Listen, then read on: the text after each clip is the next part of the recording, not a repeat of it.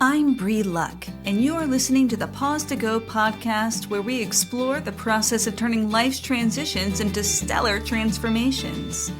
You can expect interviews with experts, straight talk with remarkable humans, and conversations about making the most of every phase of life. Because when we approach life's stickiest spots with curiosity, support, and a little bit of inspiration, anything is possible. So whether you're on your way to work or settling in with your favorite beverage, together we can pause to go.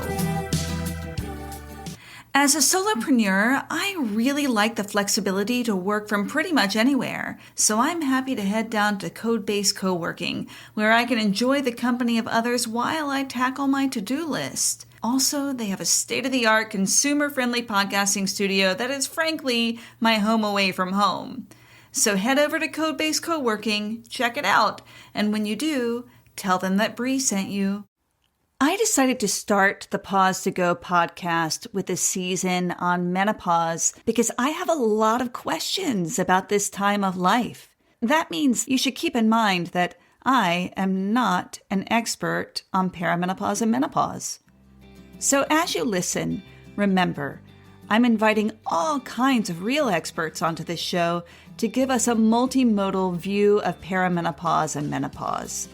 Please know that these conversations are reflecting a variety of opinions and are not meant as a substitute for medical or emotional care.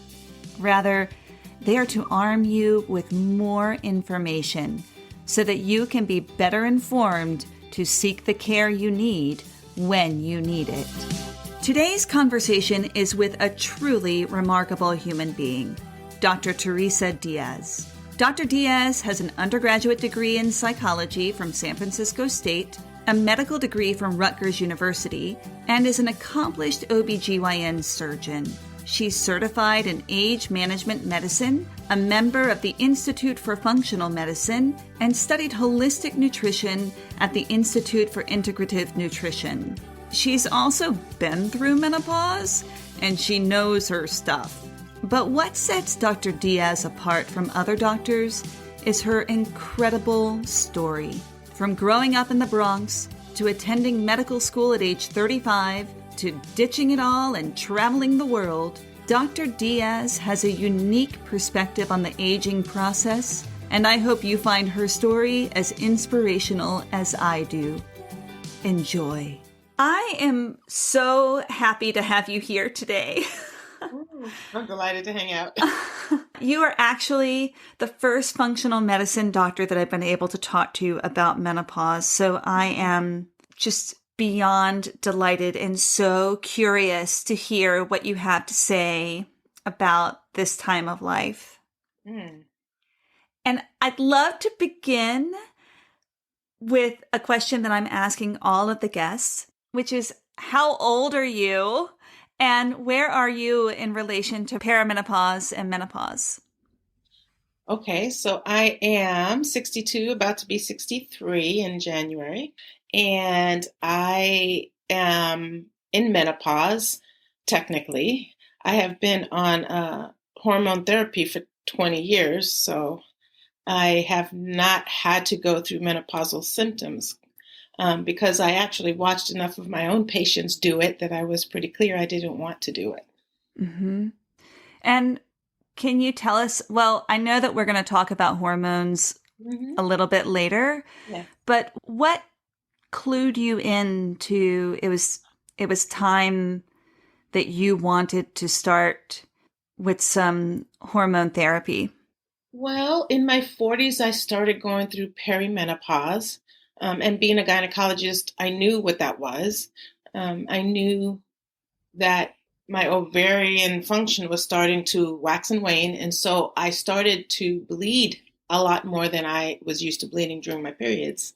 And I was having it more frequently. And at the time, I was a surgeon, and sometimes in the operating room for 6-7 hours, if, depending on the surgery. And, I didn't want to be bleeding through my clothes. And so my first thing was to start with progesterone so that I could limit the amount of bleeding I was doing, which progesterone is what helped me do that. because that's what was deficient, at that time. I think that certainly one of the myths that I held was that as we approach perimenopause, that our periods would just sort of gradually decline. Like we would see just fewer and fewer periods. But I hear from a lot of women that I've talked to that a lot of women are experiencing heavier and heavier periods, like you just described. Yes. And it's really disruptive. So it's a whole 10-year period where women's lives are disrupted by this intense bleeding. And sometimes I have even had to give women blood transfusions during that time. And then, oh my goodness, and then switch them on to the progesterone. So really, I'm just replacing the deficiency that is happening during that perimenopausal time. Mm-hmm. To ease that time. Yes. Which is what I did with myself because, the bleeding was too much and I didn't want to become anemic. I'm asking all the questions I want to ask. So if you are on that hormone replacement therapy, do you still have periods? Do you still have periods at 62? No. Periods stopped when I started using hormones. Oh. So when I started, because, I was bleeding heavily, when I started using progesterone, I just decided to use enough not to have periods anymore because it was just fun not to have them. And I knew it wasn't detrimental. So I just decided I'm taking hormones. Why take a break just to bleed? I didn't really need to do that.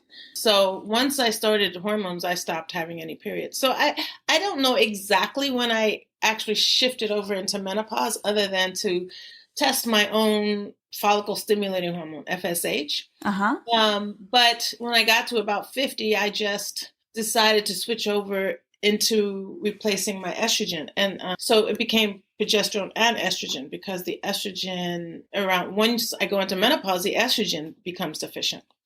So this is a great time, I think, to just do a quick medical review of what perimenopause is and what menopause is.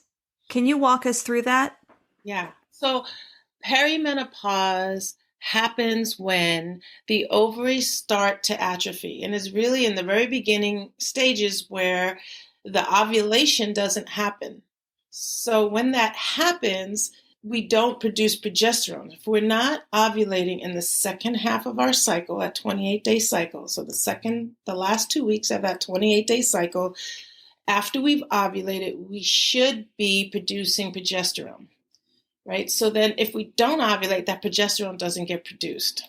And when we don't ovulate, our brain doesn't see those hormones, right? So it starts to try to stimulate the ovaries more, producing more estrogen. So that's why they call it estrogen dominance, because the estrogen can be normal or high, but the progesterone is low. So they call it estrogen dominance because it's the dominating hormone in the system.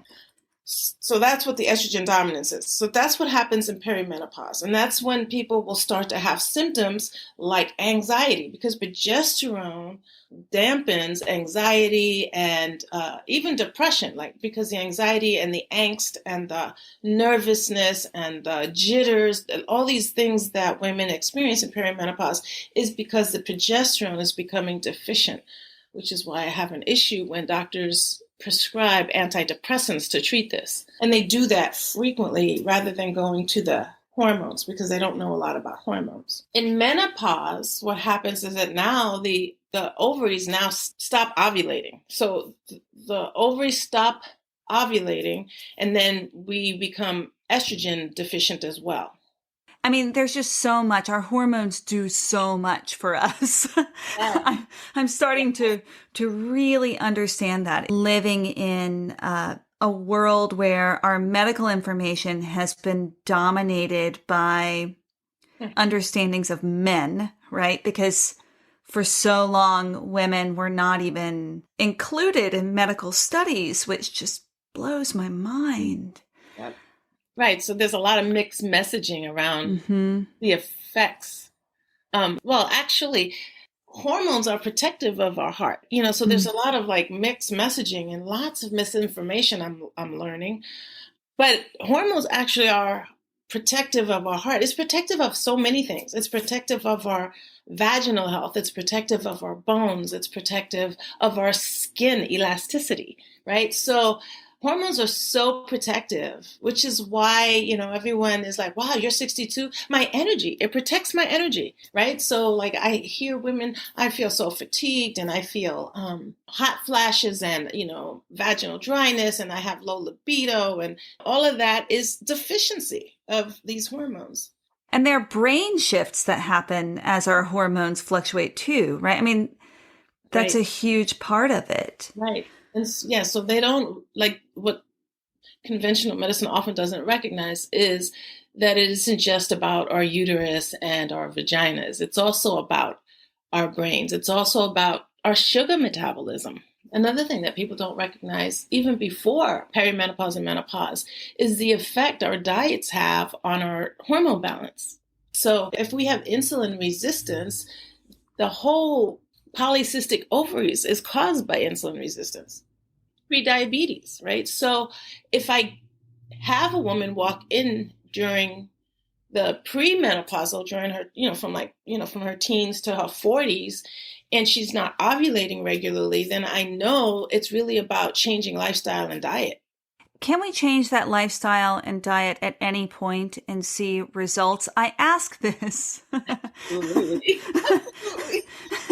because I'll be really honest. I eat a pretty clean diet now. I'm mostly plant-based, but not solely plant-based because I do love fish and I love really good grass-fed beef. That's just it's what I like. It's what I'm drawn to. It's what works for me. But I have to say, I feel like that from the age of 18 to 22, I lived off of jelly beans and Twizzlers. Yeah. And sometimes I wonder, did I do irreparable damage to myself? So for those of us who have not always been healthy or have not always had a nutrition-rich diet.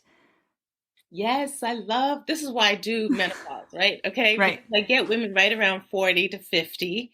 And it's not just about hormones, obviously, and although hormones is what brings women to me, I'm definitely about changing lifestyle. So I was 300 pounds in my 40s in medical school.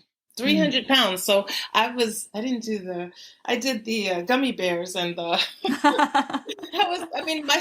was studying nonstop and I had a 6-month-old, right? And oh my goodness. And my husband died during medical school. So it was a lot of stress. And, I had grown up responding to stress with sugar. So it was at my max time. I had also quit smoking, like probably, I don't know, I would say like 10 years prior. So all of that combination eventually led me to about 300 pounds.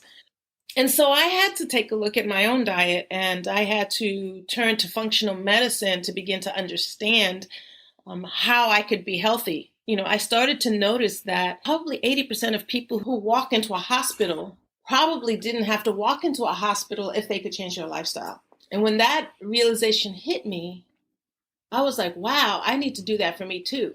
I'm seeing that in my patients and I'm seeing it at every age. That's the bird's eye view I have as a physician, is that I see women at every age, from birth until they're 100 years old. And I see the outcome of what the 20-year-old is doing in my 80-year-olds.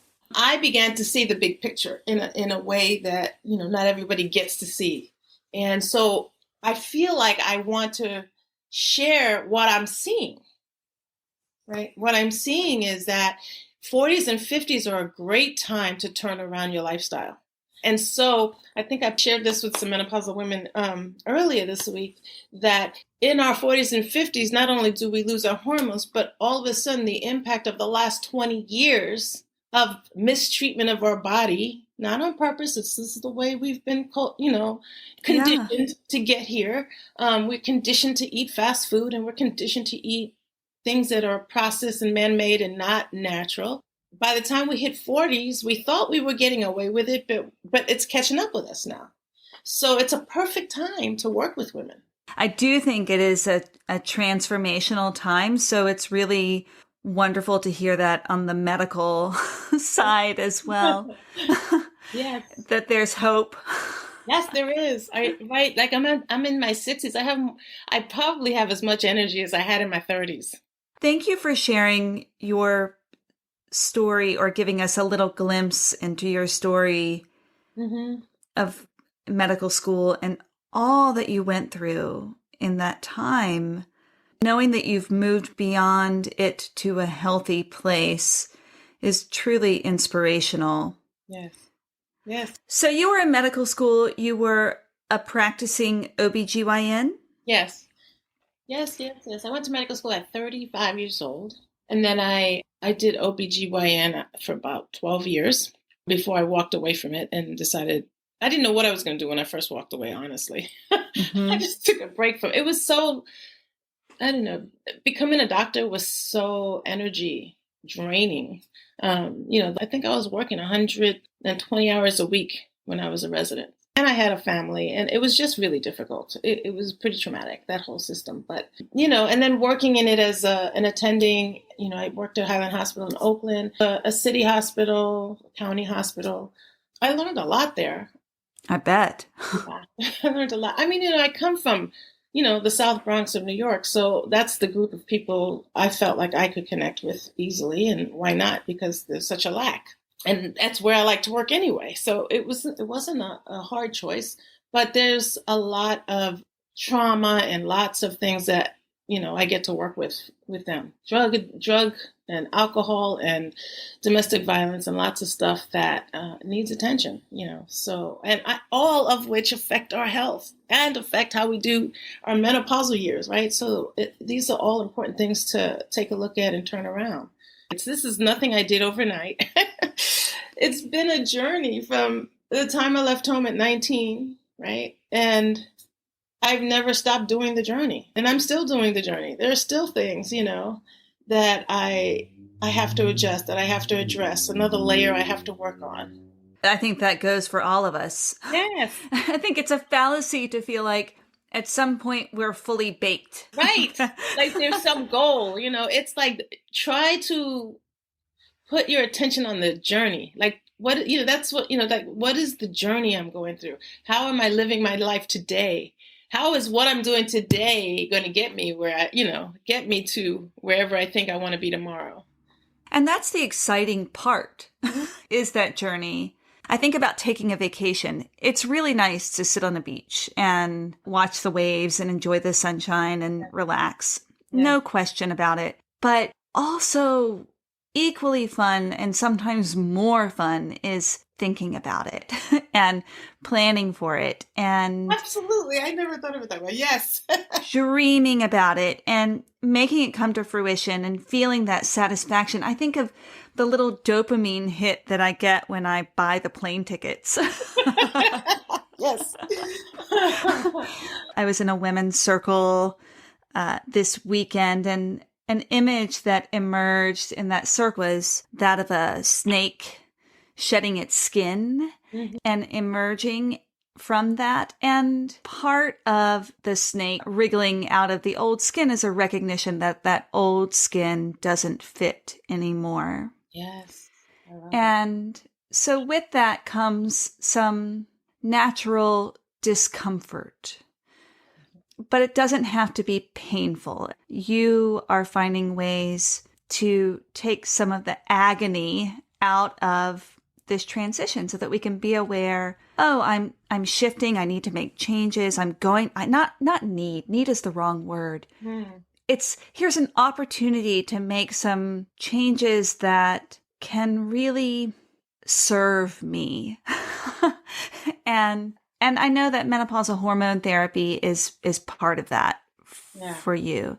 You talked a little bit about the estrogen dominance and the lack of progesterone, but I think that there's a lot of confusing information out there about hormones. I mean, I'm terrified. I have a history of breast cancer in my family. A lot of women I know have similar situations. And I think on one hand, we're being told, you can get hormones to make you feel better. And on the other hand, we're told, don't take hormones because you'll get cancer. And on the other hand, we're told, if you don't take hormones, you're going to get cancer. I know you probably don't have all the answers for that, but if you could just shed your perspective on that, I would love it. Yes. So let's do that. Before the 1990s, it was pretty routine that doctors prescribed hormones for women. One of the issues with it is that it was not bioidentical hormones. It was, pharmaceutical hormones that were changed. It was patentable, right? So there were things like Premarin and Prempro, medroxyprogesterone. Like these are all hormones that are not the same as what's in our body. And then what happened was they did a study at WHI, a lot of people may have heard of that, but it's called the Women's Health Initiative, WHI, and they tested hormone therapy, and they put out a lot of fears about breast cancer and stroke risk and maybe other kinds of cancers. I'm trying to pinpoint all of the different, what I call myths out there about hormones. And there is actual evidence that if you use a bioidentical estrogen, estradiol, which is, if you use bioidentical estradiol, you actually improve your breast cancer risk and even breast cancer mortality, right? So that's so contrary to what's out there in the myths, right? Yes. And everyone, or all doctors know, well, I shouldn't say all doctors know because I don't know, but when women they'll hear this, when you have a uterus still, you haven't had a hysterectomy, then you should have progesterone. But if you've had a hysterectomy, you don't need progesterone, which is not true. That's another myth, right? Because progesterone protects many things also. It has added benefit in protecting against breast cancer. It also has added risk in protecting against osteoporosis, which estradiol also does. It protects you against osteoporosis. So it's really important to distinguish between bioidentical, and I think in places like the UK, they call it biological or biology identical. They call it a little different because we've been going back and forth about that. But it's the same hormone that you have in your body. You want chemically the same hormone with nothing added, nothing adjusted, no molecule that's twisted in a different direction. You want the same hormone that's in your body. So how do they make it the same hormone that's in your body? No, they do. They synthesize it. It is a synthesized hormone, but it just needs to be identical. So does that vary from person to person then? Minimally, if any. I mean, okay. Minimally, if any.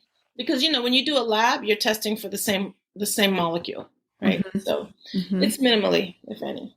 I just wasn't sure if they were taking some kind of sample and then matching that sample. But it sounds like bioidentical means generally bioidentical to estradiol. Yes, estradiol in your system. So there are 3 estrogens. So this is another thing that's super important. And this is the reason why no matter what, I always test. I don't guess, I test. Right? So if I'm treating somebody with hormones, I test them every 6 months. I won't renew them without testing them because I want to stay out of the risk zones, for one. And I want to have the benefits, right? So I don't want people being too over or under replaced. So there are 3 different types of estrogen? Estradiol, estrone, and estriol. So estradiol, basically it's just slightly chemically different, right? So the active form of estrogen in the body, estradiol, and it's diol because it has 2 hydroxyl groups, OH, right? So it's diol, right? Estrone has 1. At the end is 1, ONE. Estrone is 1 hydroxy. And estriol is 3 hydroxys. Okay? So it's like 3 different estrogens that are in our body. The estriol is really a weak estrogen. And, sometimes I measure it, but oftentimes I don't even measure it because it's really weak and I don't really worry about the level of the estriol. But the estrone is it's like a metabolite that the body needs to then clear in the liver, which goes back to lifestyle, right? Because if we're not eating a clean lifestyle, our bodies get clogged up with toxins and we don't clear our estrogens because there's like a line going to the liver, it gets all backed up and it's crowded. And it's, if you're drinking alcohol and if you're eating too much sugar and you're creating oxidative stress in your body and you have a really high stress lifestyle, all those things our body has to clear and repair. And we use the liver as one of the major detox organs in our body. And so when we have estrone in our body and we don't clear it through the normal channels because we don't have enough detox chemicals, one of the ways I teach women is you want to make sure you have plenty of vegetables. And I eat 2 pounds of vegetables at least a day. And people say, what? 2 pounds of vegetables? That's a lot, and understand that we are so far veered off of a normal human diet that it appears unnatural, right? But it's very natural for us to graze on plant foods, right? So I eat at least 2 pounds of vegetables a day, green vegetables with other things like carrots and beets and things, because this not only is it great for our menopausal status, it's great for cancer prevention, which is what everybody's worried about, right? So it's great for cancer prevention. And even if you've had a cancer, the way you want to not get it is to change these lifestyle factors, especially what we're eating. If we have access to those vegetables, and access is an issue for a lot of people. Yes. But if we do, it is such a readily available, if we have that access, it's so, I hate to say easy, because it's not always easy to change habits. No. But it is simple. It is a simple shift in theory. And it's funny because I have 2 teenage daughters. They're amazing. And so that also means I have teenage girls coming in and out of my house all the time. And my poor husband.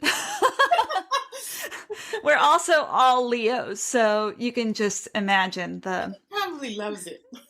He loves it. He does love it. But a couple of years ago, I started putting out, it was such a simple thing, and I just did it kind of as an experiment. I go through so many vegetables too, and I love vegetables, and I've grown to love them. Now I can't stand the fast food diet. It just tastes wrong. Thank goodness. Yes. But I started putting out a big bowl of spinach, baby spinach. It's still kind of sweet. And I would put out that bowl of spinach when they were coming home from school. And by dinner, that bowl of spinach is gone. They eat it like chips. They just grab a handful of spinach and go. And it doesn't mean that they're not also eating snacky foods. I know that they're not living off of Twizzlers and jelly beans and gummy bears. Yes. So anyway, I hear that 2 pounds of vegetables. And I do love that you have a variety, that it's not just, 2 pounds of spinach would be a lot. That you also have beets and carrots and cucumbers and celery. Yes. Like, the variety of vegetables. I was reading this somewhere. You should have 20 to 30 different types of vegetables in your diet on a regular basis. Ooh, that's a new challenge. Right? So I started, so I've been like, let's see, how many have I had today? So, I've been doing a lot of work around cancer too, which is sort of new for me. And because of that research, I have been moving much more towards a plant-based diet. And the thing that I'm going to say about, whether there's access to organic vegetables. I grew up in the South Bronx, okay? So I could describe burnt down buildings and, chalk marks of somebody who got killed the night before in our schoolyard, drugs and alcohol and et cetera, right?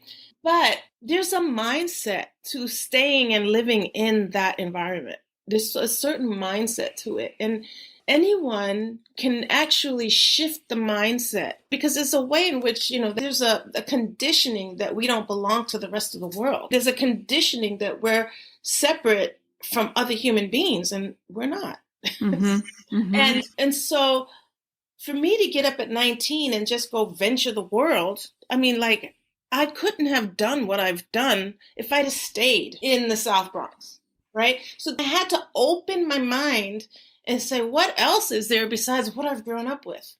I see things on TV that I don't see in my world, right? So I want to see what else there is out there, right? And so it was an adventure. I didn't know where I would end up. I didn't even consider going to medical school till I was in my 30s. It was not even on my radar at all. So I got there from a very, very different place, from a very different path I took than many of the doctors that I have met. I think it's also a woman's way. I love being a woman. Let me just say that. I love being a woman. And one of the many gifts that I see is that we have these clear biological shifts that require us to evolve. Yes.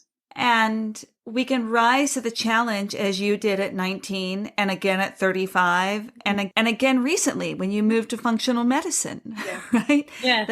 That you do evolve, and our bodies can remind us of that possibility and of that opportunity. So let's talk a little bit about your move from your hospital OBGYN life. Then you left that and you took some time and then you moved into functional medicine. And I'd love to hear more about what that is and also what's different about it that appeals to you. So I would say the thing that got me to shift, oh God, it was a lot of things. It was a combination of things that intersected all at once, right? I was not happy in my marriage because I had gotten remarried because I was pretty much struggling with a really young child when my husband died. So I got remarried a year later, which probably wasn't the greatest, but I did need help. And so that was the benefit. It was sort of a trade-off. So I got married and it was really not a good marriage. So I needed to leave my marriage. And I had this job that paid me a lot of money, more money than I had ever made. I probably was making like close to $250,000 a year. I had a really nice house in Pleasanton, California, and I had put the pool in. And then guess who wanted to move in? My family, right? And I didn't have the boundaries to say no. You know, when I grew up in the way that I grew up, we shared everything. Like, you know, that's the only way we survived. We stayed connected. We shared. So when somebody says they want to move into my $1 million house, okay, come on. But, you know, I don't mean moving forever, right? But why not? It was so good, right? And so before I knew it, I was paying so much money for the house, for the pool upkeep, for the grounds upkeep, for the housekeeper, because I'm not there. I got all these people, but none of these people are doing this. And then I was like, wait a minute, where did this go wrong? I don't even have enough money to travel or do the things I want to do. And here I am making all this money. And it didn't make a lot of sense. And my way of leaving it was to let the house go. And it was right at the time the whole housing bust was happening. So I ended up letting the house go so that everybody had to move out. I was supporting 7 people. And it was really, I only had 1 child. So I let everybody had to move out because I let the house go into foreclosure. I walked away from my job because my husband wanted to sue me for alimony and wanted to take half of my retirement. So I decided I would spend my retirement before we got to a divorce lawyer. And I started just traveling with that money. And literally, it was awesome. I didn't know where I was going with all this. And at that point, I wasn't even sure I was going to go back to medicine. I left my job. I didn't want to pay him alimony. I traveled. I started going to, I must have done like 17 cruises. I did all salsa dancing cruises and soul train cruises, where I was just dancing and dating and doing whatever my heart desired for like 5 years. And I literally started driving Uber when I ran out of money. I started driving Uber because I wasn't sure that I was going to come back to medicine. And because I didn't know how to do it a different way. But I had gotten so much help from understanding functional medicine. And I kind of knew that maybe it's what I wanted to do before I left the hospital, but I really had no business experience. I didn't even know where to start or how to start. So it wasn't until probably 2018 that I actually opened an office. I paired up with a nurse practitioner who had a practice, and I started doing hormone work and functional medicine. I'm still learning how to run a business. I've been doing this now for 3 years, the business part of this. And I'm still hiring people to teach me how to market and teach me how to keep a bank account. I need accountants and all these people that I've sort of learned not to trust. So I have to, again, mindset, right? I belong to the world. I belong to all humans. I don't just belong to New Yorkers or Puerto Ricans or Black folks, or I belong to everyone. We identify with these groups and we think it's a way of belonging, but it's really a way of disbelonging to other groups. Ooh.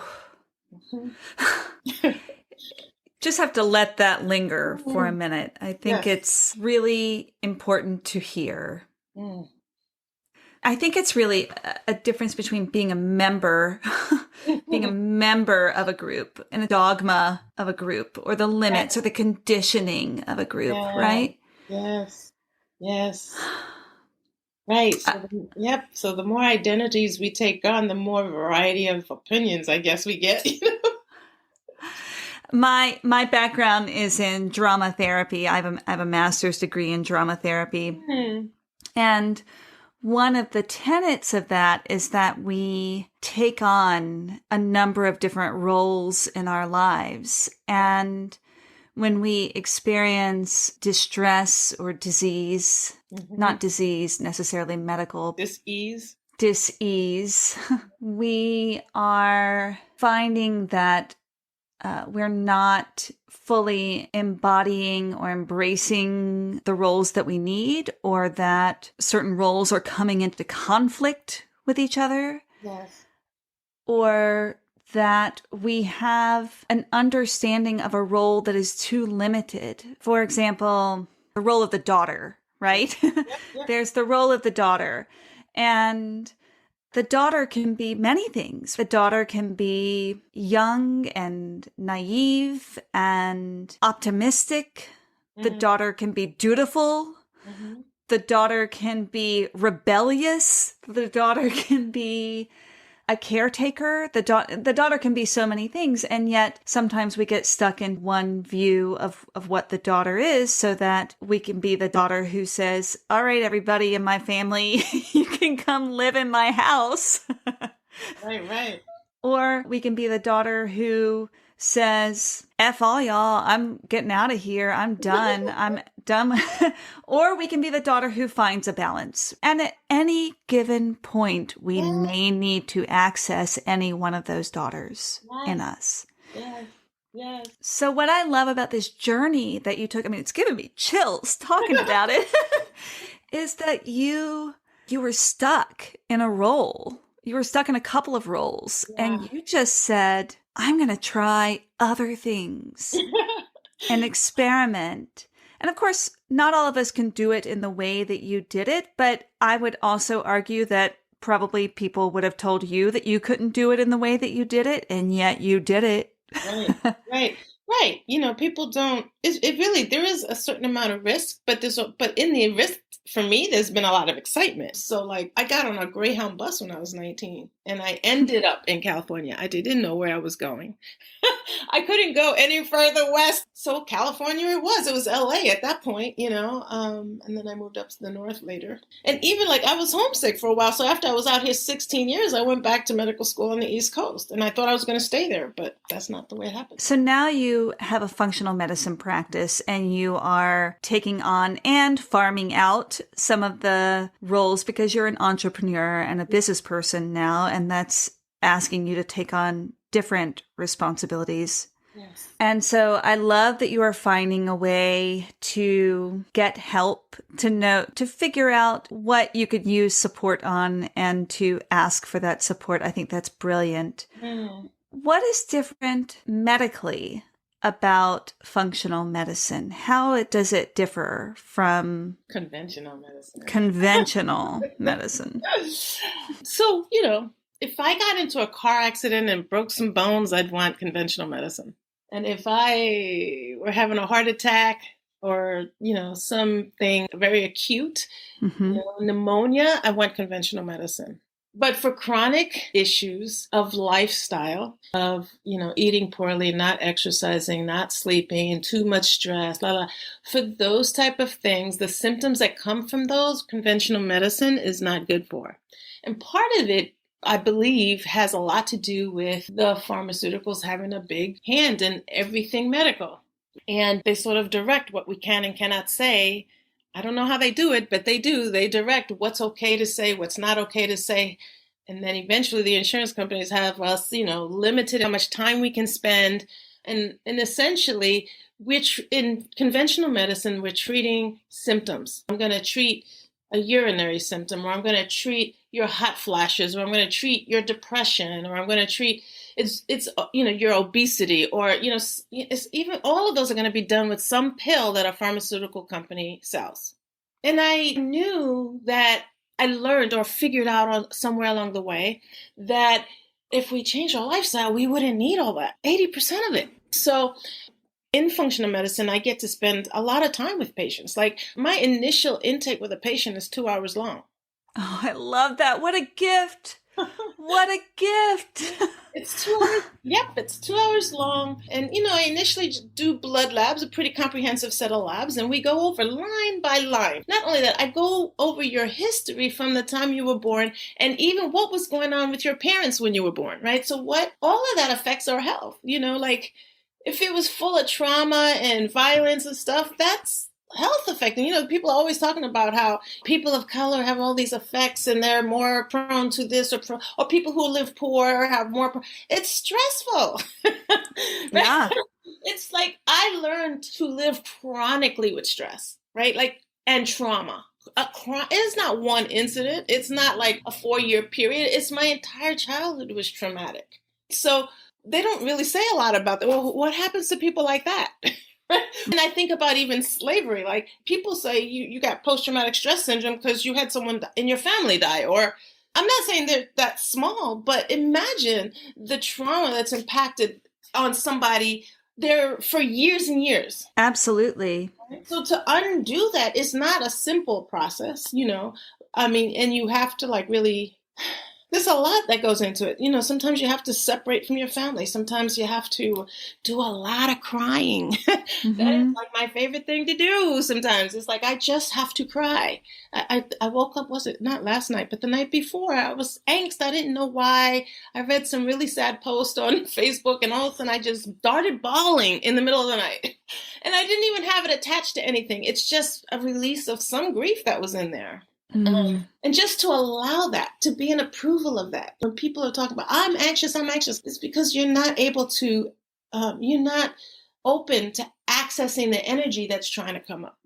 I don't know if this is American or Western in general or modern evolution of thought. We feel like to be healthy means that we never feel any distress or pain or sorrow or anything. To live a joyful life means that you never wake up in the middle of the night crying, but it's just not true.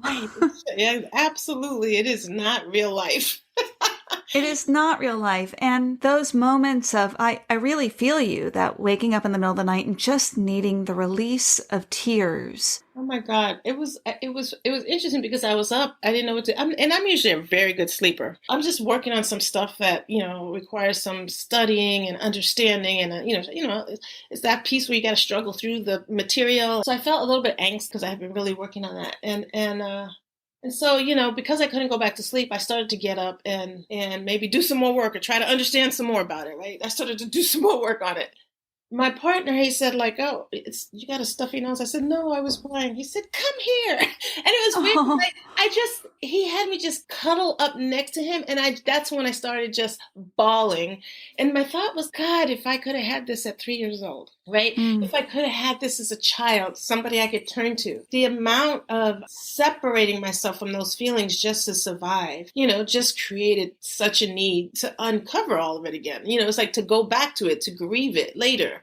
I am clear that I had to store an enormous amount of grief in my body, which is why I was 300 pounds. And food became the way I did it, right? And, everybody has a different vice. That happened to be mine. And, I have to uncover and release all that grief. And there's still more always. I can actually sort of measure, the amount of grief I still have by how difficult it is to stay clean in my eating, right? Like, Mm-hmm. what am I avoiding? What do I have to feel not to eat this next scoop of ice cream? I work all day and sometimes I stay unconnected, right? Mm-hmm. And all of a sudden it's time to stop working and that's when I want to eat. And it's interesting. This is when I need to reconnect with my body, because why did I let go of it all day long? Why is it that I can't just bring that part of me, I call it the feminine part of me, along with me? What happens during the day that cannot be integrated? And it's part of how, I learned to survive. Right. So that integration is like, it's the answer to all addictions, is integrating those two things, that feminine part inside that feels with the thinking, rational part.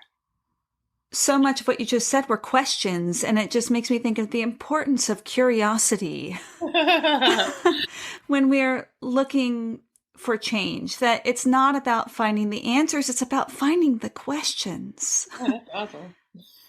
And speaking of questions and intimacy and release, Mm-hmm. I know that you practice orgasmic meditation. Let's talk about some orgasms.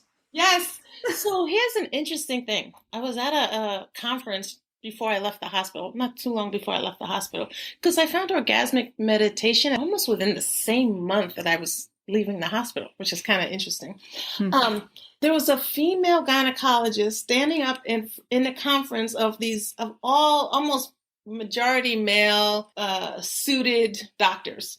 Just so you get a visual, right? And she's up there and she's talking about orgasm and female sexual connection. And I'm sitting there like, oh my God, is she talking about this in the middle of this group? I was just kind of blown away that this woman was up there doing it. And I felt like she was really brave. But what I remember is she mentioned a book called Slow Sex. And that's the main thing I remembered from it, because I knew I was going to go away and find that book. Mm-hmm. And that book was the first place I learned about orgasmic meditation. I'm thinking, is this crazy? Mm-hmm. First of all, let me say what it is. Orgasmic meditation is a 15-minute practice where a woman takes off everything from her waist down. She lays on a blanket. She butterflies her legs. Her partner sits to her right, and then he or she takes their left index finger and they stroke her clitoris for a time. They literally set a timer for 15 minutes. And there's no goal in the practice except for both of them to feel what happens in their body as a result of that practice.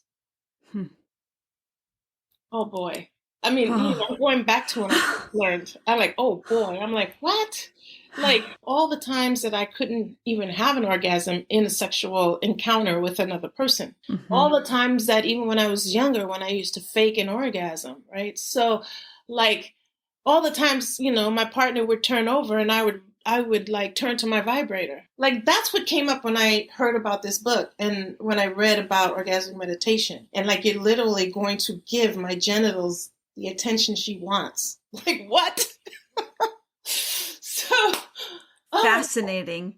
Yes. And one of the things I learned is she loves attention as much as I have been taught to deny her that attention. So I read this book June of 2012. And there was a man that we were flirting. We hadn't been sexual or anything, or hadn't really, done more than flirt. But I told him about this practice and asked him if he would do it with me. And he was like, yeah, of course. Right. And this is where I started breaking so many conditioned patterns in my system, which was the shame and the idea that men don't really want to please me, that they sit in a higher position than I do. Like there's a lot of things in there that I didn't even realize I had that got broken in my practice of orgasmic meditation. So he said, yes, I'll do that. And when I laid down and I butterflied my legs and, he begins to stroke, about 5 minutes into it, I said, okay, that's enough. Mm-hmm. And he said, why? And I said, because I'm embarrassed. And then he's like, we still have 10 more minutes, lay down. Which is, I remember that response to this day. So it's like very impactful.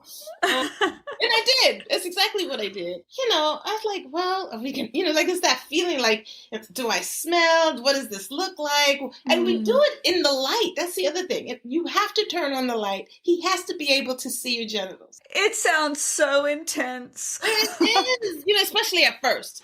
so much will want to come through when you do this. When and if you do this practice, be ready with support if you can. Don't do it alone. I was doing it alone. I actually found, a community shortly after, but it's a lot. And I had already done a lot, but I have watched people who haven't done a lot of work, and it's a lot that comes out. And it starts to really show you how much trauma we hold as women, especially around our sex. And our sex is our power center. So we lose a lot of power by not having our sex. And I think it's important to address that a lot of women who are going through perimenopause and menopause, a fear that I hear a lot is a fear of losing sexual desire and desirability, both. And it sounds like a practice like this might be helpful. Oh, totally. It's life-changing. It changed my life. I mean, it was at the very beginning when I decided to leave work, and then I started traveling. It completely changed my life. It was like, and somebody asked me this, how would your life be different if you lived by desire rather than obligation? How would your life be different if you lived by desire rather than obligation? Oh. Yeah, like I started thinking how my life would be different. Like, oh my God, what are you talking about? Oh my God, my life would be so much different. And I tried it on. That's how I ended up spending 5 years traveling. And I did so many things during that time. I did so many things. I went to Costa Rica. I went to Spain. I went, I like I said, 17 cruises. I took classes in coaching. I went to concerts in DC and in Florida. I went to like Disney World with my daughter. I did so much stuff that I never got to do growing up. And I had retirement I had to use up because I was trying to get that divorce, right? And he wasn't going to get half of it. So I just, You savored it. It sounds like you really, really enjoyed it. And it also makes me think of how hard it is for us to receive in general as women, that we feel like we are always providing, caretaking, holding space, creating the container. And I hear a lot of adventure in your story, but I also hear, particularly with the orgasmic meditation, profound reception, profound ability to receive. I think, it actually caused me to open that, right? I really think, reception has not been my strong point, right? And I think that it had a huge impact on my ability to receive. Because in a way, my ability to receive requires that I be willing to create room by removing some of the trauma, by like allowing, you were speaking earlier about we think we should all be joyful, but we cannot be joyful if we cannot feel our sorrows. It's a whole gamut. It's like a bandwidth. So how big is our bandwidth? And I had to increase the bandwidth for having all of my emotion and to be in approval of them, to be able to go all the way down if I have to and tolerate as much as I can tolerate and then come up. And it's not overnight. This can be a slow process. I started working on all this kind of stuff in my 20s. Even my sister was like, you're always crying, right? Or I can't do that. Or, I, of course, share what I do, and people they have this response that's like resistant. But the benefits of doing this work is, I can't even, I wouldn't be a doctor if I didn't do that work. Right. I wouldn't know everything that I know if I didn't do that work. I couldn't share in a real way with people if I didn't do this work. It's just like everything that I teach, I do it because it helps me. It helps me to do this work. We are better teachers when we are healing ourselves. We can't just sit there on top of a mountain. I mean, the days of sitting in an ivory tower and looking down and professing this is what you need to do are done. Are done. And it's not easy to undo. I mean, it's not like it's not like I don't have some of that sometimes and I have to be aware of it. Like, it's funny because we was in a doctor's group and somebody who was leading us said this, you said I can cuss, right? So, yeah, you can totally cuss. But they said, in a doctor's group, I was, I don't know, 20 of 20 doctors in this group, and he said, I want you to turn to another doctor here, and I want you to tell them how you have been an asshole. Oh. And I was like, wow, what a question. And to explore that, because, you could resist that question, Yeah. Yeah. But, for me, it was like, how many times have I thought it was okay to be late to an appointment? Where is it that I'm not respecting the time of a patient? Or, I don't know, just different things. Like, where do I not respond as urgently as, say, somebody is asking for? Or just taking a look at that, it was just like really a big deal to me. And it was an awesome question. And, it is an awesome question. Where do I sit and think I'm going to teach you, but not really teach myself? Even that, I'm still noticing that. Like, I'm learning something new. I'm like, oh, how can I share this with somebody? How can I teach somebody this? Instead of like, take it into your system. Take it into my own system. Why am I trying to learn this right now? What do I want to know from me in this? How can I have it be a part of me? I think we can all use that. I think we can all use curiosity around ways that we are not seeing whole people, right? Because that's what being an asshole is in many ways. It's dismissing the full humanity of the person that we're dealing with. And we're only human. We're going to have to make shortcuts. We don't have time to consider the full humanity of every human. So we go through the motion sometimes, and sometimes that leads us to being an asshole. Right. But I love the courage to take a look at where we show up as assholes. Yes.